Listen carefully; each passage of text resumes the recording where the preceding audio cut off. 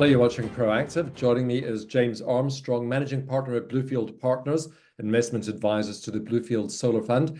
James, very good to see you again. And you've announced that you've executed phase 2 of your strategic partnership with GLIL. Can you remind us about the partnership, please? Yes, hi Stephen, good to see you again. So the partnership with GLIL is a very key relationship for the public company Bluefield Solar Income Fund. So it's a 3-phase partnership, which we announced just before Christmas. GLIL being one of the largest, most experienced direct investors in the private local authority pension space. And before Christmas, we announced the 3-stage partnership. First being an acquisition of some Lightsource BP assets, which was a great deal for our shareholders and GLILs. The second phase, which we announced this morning, is the acquisition by GLIL of 50% of a portfolio of assets, which is currently 100% and was currently owned 100% by the public company, by the Bluefield Solar Income Fund. And it's a key, as our chair said, it's a key landmark deal, Stephen, because it works. It's very, very good deal for both GLIL, but also for the Bluefield Solar Income Fund investors. It validates firstly our NAV, our net asset value. It creates liquidity, and it then enables us now to go to stage 3 of the partnership, which is where we're going to co-develop some new solar assets together.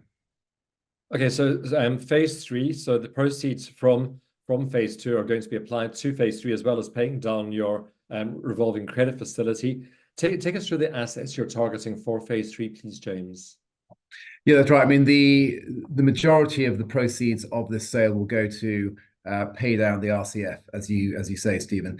But an element of that will also go towards a relatively small but important 17 megawatts of development assets, which are ready to build, and we are looking to work through, as I say, with a co-development agreement with GLIL to start developing there. Currently the development rights are owned by BSIF, and this is just a very good next stage of the partnership, and also shows the ability to not only sort of manage existing portfolio, but also create additionality with some new build assets. And in the current political environment with the new Labour government, this is something which we expect to see more of as we go through in coming years.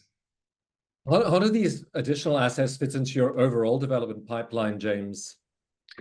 It's a relatively small, relatively small part of it, Stephen. Actually, we have about close to 1.5 gigawatts, so 1,500 megawatts of solar and battery developments, which we're looking to develop over the next 5 or so years. So this is 17 megawatts, so a small element of that, but it's a good sort of starting point for the relationship with GLIL, and enables us to kick off with this sort of 3rd phase of the strategic partnership. You've also reiterated your full-year dividend guidance, James, so clearly confidence at this stage. Very much so. We've been very, very cash generative over the past few years. We have high levels of dividend cover.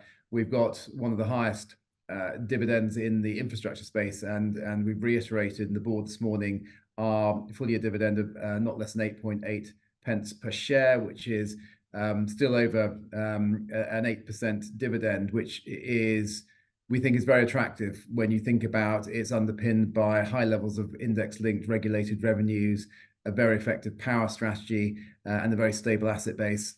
We think it seems a very, very attractive dividend for potential shareholders. Well, James, I hope you'll keep us updated on any progress. Thank you very much for the update today. Thank you, Stephen. That's James Armstrong, Managing Partner at Bluefield Partners.